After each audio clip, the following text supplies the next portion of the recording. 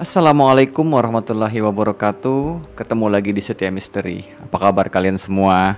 Semoga kalian yang menonton video ini diberikan kesehatan, dimurahkan rezeki, dan tentunya selalu dalam lindungan Allah Subhanahu wa Ta'ala. Amin. Jadi guys, di video kali ini kita mendapat sebuah kisah dari seseorang yang bernama Wahyu dari Madiun.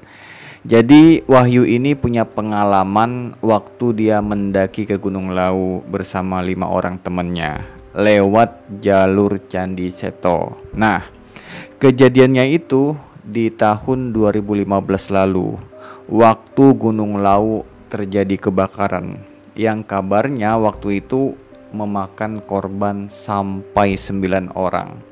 Dan ternyata nih, 2 orang dari korban tersebut adalah anggota dari rombongannya Wahyu.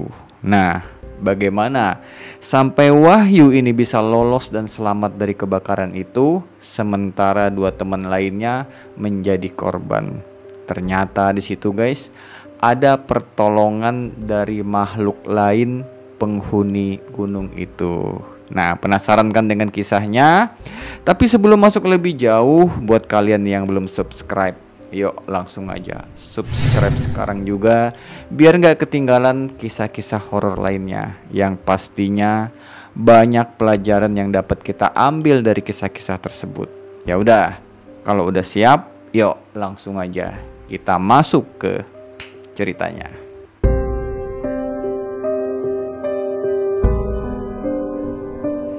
Jadi guys, di tahun 2015 lalu Wahyu itu mendaki ke Gunung Lawu via Candi Ceto. Cuman nih, di pendakian itu Wahyu ini nggak sendirian. Dia naik gunungnya itu ditemani sama 2 orang temannya yang bernama Mamat sama Randy.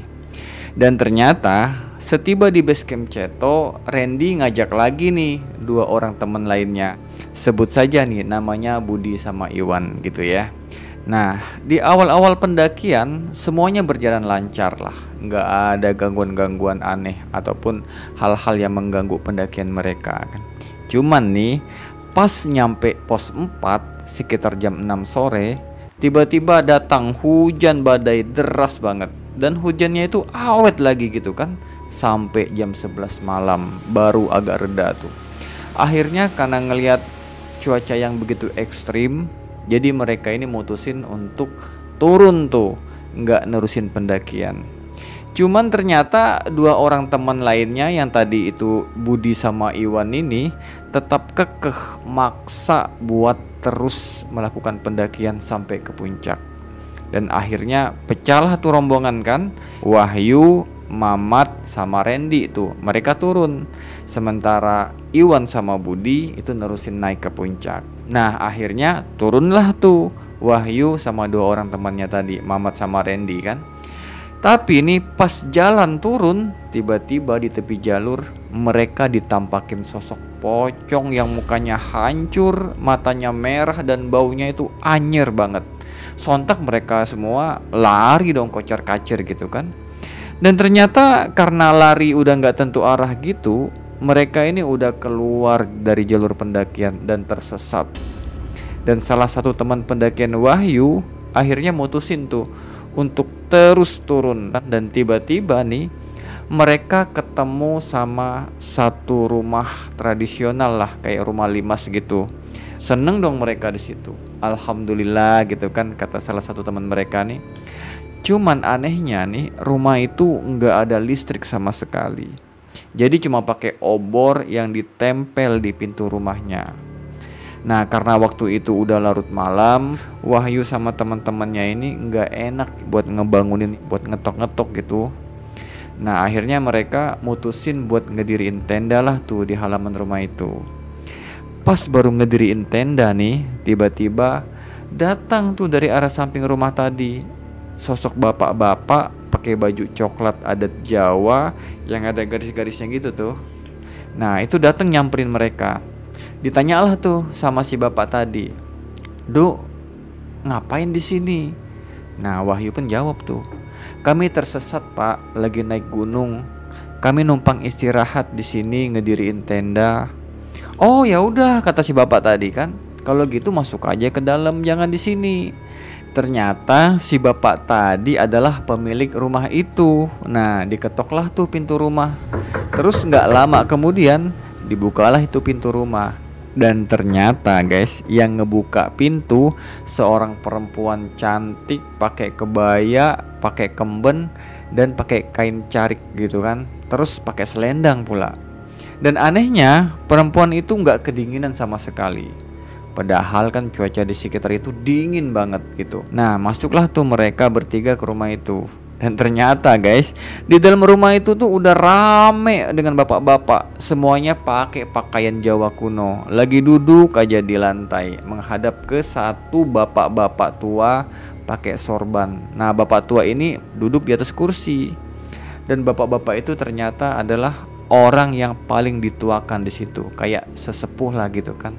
Nah, waktu Wahyu ini sama temannya masuk, mereka ini disuruh bersimpu dulu nih, suruh ngasih hormat lah gitu kan, sama si bapak tadi, sungkeman lah gitu. Dan ngelihat kedatangan Wahyu sama teman-temannya ini, ditanya sama si bapak tua tadi, apa maksud kalian datang ke sini gitu. Bapak itu ngomong dalam bahasa Jawa halus tuh.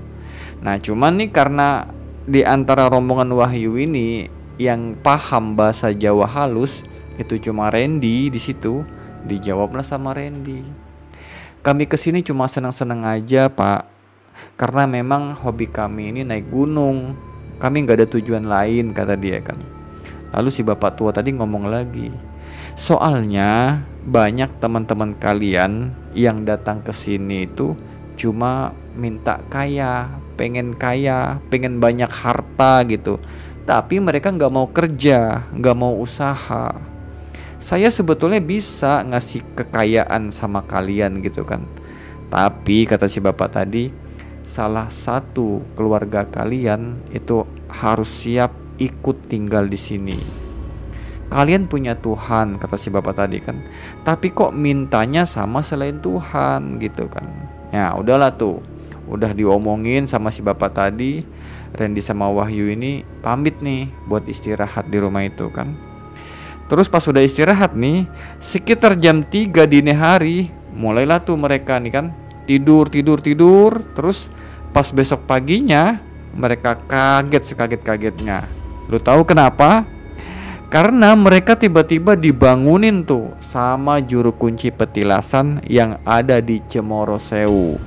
Mereka ditanya tuh sama si bapak juru kunci tadi kan, loh, kenapa kalian tidur di sini? Gimana cara kalian masuk ke sini gitu kan? Padahal pagarnya dikunci itu. Ternyata posisi Wahyu di situ lagi tidur di atas batu punden gitu kan, kayak petilasan yang ada di situ. Terus Randy sama Mamat tidur di lantai itu di dekat Wahyu tadi. Jadi mereka tuh bukan tidur di rumah yang mereka temuin tadi malam gitu. Terus pas turun ternyata mereka udah ada di base camp Cemoro Sewu. Padahal nih awalnya mereka ini naik dari Candi Ceto gitu kan, jauh banget itu. Dan ternyata guys, setelah tiba di base camp, mereka dikabarin kalau di puncak Lawu itu sedang terjadi kebakaran. Dan 2 orang temannya tadi yang maksa naik ke puncak dikabarkan ikut menjadi korban dan ditemukan dalam keadaan tidak bernyawa. Dan gak cuman itu guys, Wahyu dan temannya ini pun sempat dilaporkan hilang karena ternyata mereka bertiga udah masuk ke dalam daftar pencarian orang hilang karena udah gak turun selama 2 hari. Padahal di situ mereka ngerasain tidur itu cuma 2 jam gitu kan. Ya dari jam 3, 4, 5, 6 lah gitu. Jam 6 udah bangun gitu kan, 2-3 jam lah gitu. Dan tadi itu anehnya, entah gimana, mereka ini semula naik dari jalur Candi Ceto, pas turunnya udah lintas jalur lewat Cemoro Sewu. Dan itu masih menjadi misteri lah bagi Wahyu sama rombongannya sampai saat ini. Oke guys, itu tadi kisahnya Wahyu waktu dia mendaki ke Gunung Lawu tahun 2015. Gimana menurut kalian guys? Memang kadang-kadang ada beberapa hal kejadian sangat gak masuk akal ya. Tapi ya begitulah yang mereka alami kan. Masalah percaya nggak percaya ya tergantung dari diri kita masing-masing. Oke? Dan kalau kalian memang suka dengan kisah tadi, yuk langsung aja tekan tombol like atau tinggalkan komen kalian di bawah. Terima kasih sudah menyimak. Gua Setia undur diri. Assalamualaikum warahmatullahi wabarakatuh.